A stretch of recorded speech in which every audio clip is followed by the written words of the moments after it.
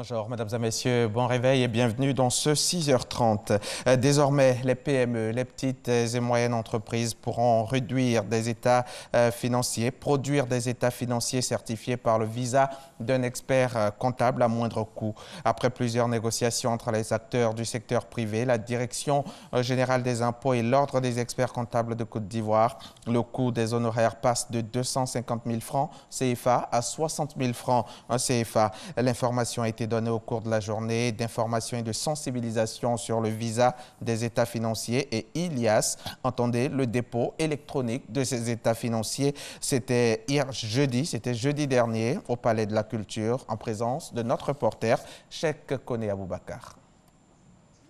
Ils étaient environ 500 opérateurs économiques à prendre part à cette journée d'information.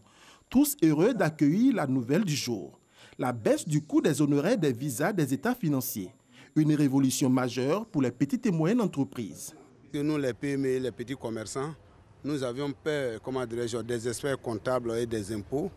On s'est dit effectivement qu'en payant, en déclarant pratiquement tout, ça nous permettait d'être un peu en retard.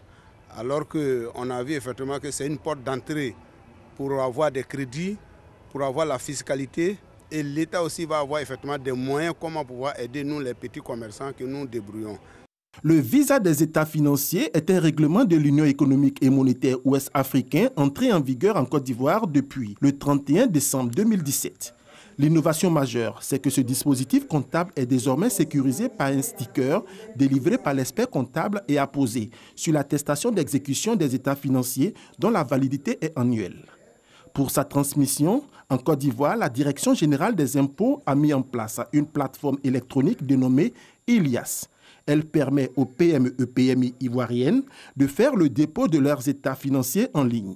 À partir du moment où les entreprises tiennent une comptabilité, ça veut dire qu'elles sont bancables. Elles peuvent accéder donc à la commande publique. Elles peuvent tisser donc des partenariats avec des partenaires étrangers. Elles peuvent accéder donc au crédit, au financement des banques. Et le rôle donc du visa, c'est de dire que ces informations-là sont crédibles. La Côte d'Ivoire ambitionne de moderniser son système fiscal à travers la dématérialisation de toutes les procédures fiscales. À ce jour, 43 000 contribuables ivoiriens sont soumis à cette nouvelle disposition. La mesure s'applique à tous les régimes d'imposition, à savoir le régime réel normal d'imposition, régime réel simplifié d'imposition et l'impôt synthétique. Rentrée en vigueur en mars dernier, la plateforme ILIAS a connu un franc succès quelques semaines après son lancement. Elle a permis à la Direction générale des impôts de récolter environ 25 milliards de francs CFA avec un échantillon de plus de 1000 entreprises qui ont pu utiliser la plateforme pour le règlement d'impôts. La modernisation de l'administration fiscale est une priorité du gouvernement ivoirien afin de recueillir une base de données fiable ainsi qu'une traçabilité des paiements fiscaux pour orienter à terme ces décisions fiscales. La Direction générale des douanes ivoiriennes, en partenariat avec la Chambre de commerce et d'industrie de Côte d'Ivoire, a organisé la 17e session des rendez-vous des douanes sur le droit de communication et le droit de visite domiciliaire. C'était vendredi 24 août dernier à Abidjan Plateau. Et cette session a permis à l'administration douanière d'expliquer le bien fondé des enquêtes douanières après le processus de dédouanement. On retrouve Cheikh Koné Aboubakar. Pour l'administration douanière, les enjeux des contrôles après dédouanement sont énormes pour l'économie nationale. Ils permettent d'une part de recouvrer les droits de l'État et lutter contre la concurrence déloyale et le blanchiment d'argent. D'autre part, ces enquêtes permettent de vérifier des déclarations qui n'ont pu être contrôlées lors du dédouanement ou réexaminer des déclarations déjà contrôlées.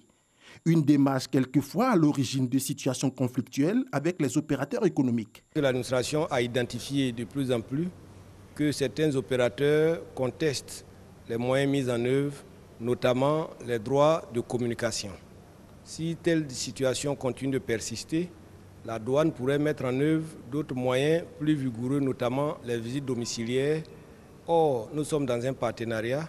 Chaque fois que des dysfonctionnements pourraient nous distraire et nous détourner des intérêts poursuivis en commun, il faudrait donc que les parties se réunissent et communiquent sur ce sujet. Des échanges entre opérateurs économiques et administration douanière ont permis aux deux parties de cerner les difficultés dues à des incompréhensions ou à la méconnaissance des procédures douanières. Les visites domiciliaires, autrefois on en avait la phobie parce qu'on ne savait pas le fondement. Mais avec cette communication, nous venons de voir que c'est une vieille loi de 1960 qui est appliquée et cela est très bon.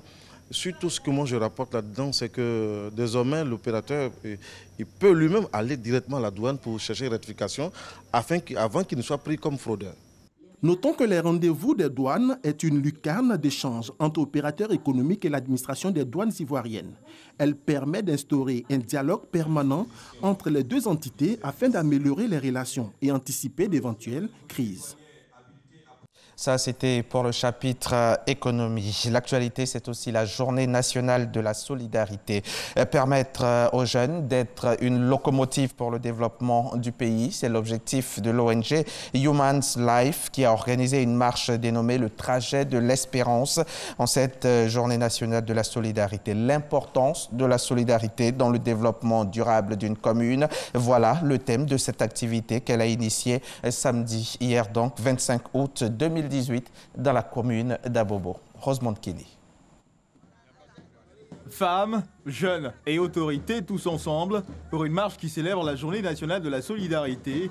Initiatrice de cette marche, l'ONG Human's Life, qui se donne pour objectif de sensibiliser les jeunes à cultiver les valeurs de solidarité. Nous avons initié cette activité, le trajet de l'espérance, pour pouvoir impliquer toute la population dans cette action de solidarité-là, pour impliquer toute la population à comprendre la nécessité de la solidarité et à vivre la solidarité en Côte d'Ivoire. Nous sommes à notre première édition et nous n'entendons pas nous arrêter là. Nous allons parcourir toute la Côte d'Ivoire. Le député d'Abobo, Tefour Koné, parrain de cette activité, a communiqué sur l'importance de la solidarité dans le développement durable d'une commune. Pour Tefour Koné, la solidarité est un maillon indispensable dans la chaîne du vivre ensemble. Cette solidarité passe par 4 principes. Je propose ici la mise en œuvre d'une politique de proximité dans le cadre de la gouvernance locale qui est basée sur les 4 principes fondamentaux que sont la responsabilité, la transparence, l'état des droits et la participation citoyenne. Des jeunes formés au leadership ont reçu leur diplôme de fin de formation à cette occasion. Le citoyen, surtout la femme, doit se prendre en charge, être entreprenante, investir le peu qu'elle a dans tout ce qu'elle peut pour pouvoir s'en sortir demain. Depuis 2017, le 25 août a été désigné comme journée nationale de la solidarité par le ministère de la Femme, de la Protection de l'Enfant et de la Solidarité.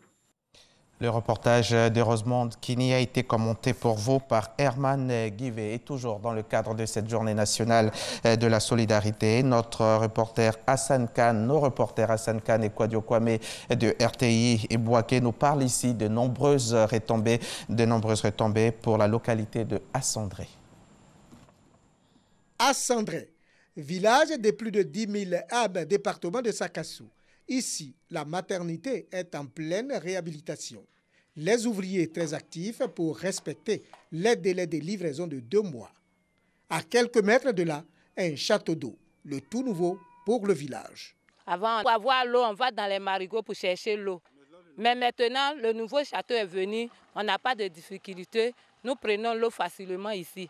L'eau est très propre. En tout cas, beaucoup de maladies, tout ça là, c'est fini. Bon, il n'y avait pas quelqu'un pour surveiller. Donc le chef m'a vu, m'a dit de venir surveiller un peu. On a donné des heures pour que tout le monde soit ici pour puiser. Voilà, on ouvre à 6 h, on ferme à 9 h, 9h30 et on ouvre à 15 h, on ferme à 18 h. Ces structures de base pour soulager la population d'Assandré en matière de santé et d'eau potable. Les femmes sont obligées d'aller puiser l'eau dans les marigots qui sont souillés. Mais à chaque fois aussi, nous sommes confrontés aux maladies. Quand on accouche dans la salle, il faut aller où on fait coucher les femmes.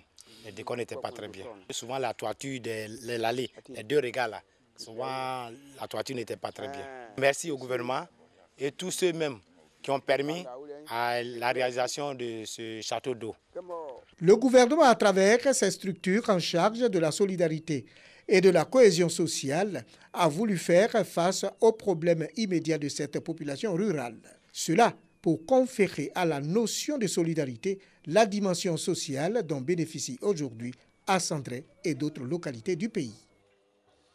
Et nous allons refermer ce journal avec ces mots d'actualité internationale. Après l'invalidation de leur candidature à l'élection présidentielle du 23 décembre en RDC, les prétendants rejetés affinent leur stratégie et pour certains préparent les recours qu'ils entendent déposer. Sur 25 candidatures donc déposées, la CENI, la Commission électorale nationale indépendante, n'en a accepté que 19. 3 des 6 recalés, notamment Jean-Pierre Bemba, Adolphe Mozito et Sami Badibanga, ont d'ores et déjà annoncé leur intention de faire appel auprès de la Cour constitutionnelle. Et puis, direction les États-Unis. John McCain avait combattu les soldats vietnamiens, ses adversaires démocrates comme ses collègues du Parti républicain. Il s'était élevé contre le président américain Donald Trump et contre son homologue russe Vladimir Poutine. Torturé, conspué, John McCain avait su garder le cap dans la plupart de ses combats, quitte à en changer et à fixer et à friser l'incohérence idéologique. Le sénateur républicain de l'Arizona a fini par perdre sa dernière bataille. Il est mort à 81 ans ce 25 août, défait par une forme particulièrement agressive du cancer du cerveau, 2 jours après l'arrêt de ses soins. Et c'est la fin de ce journal. Merci de l'avoir suivi. Bonne suite des programmes sur RTI.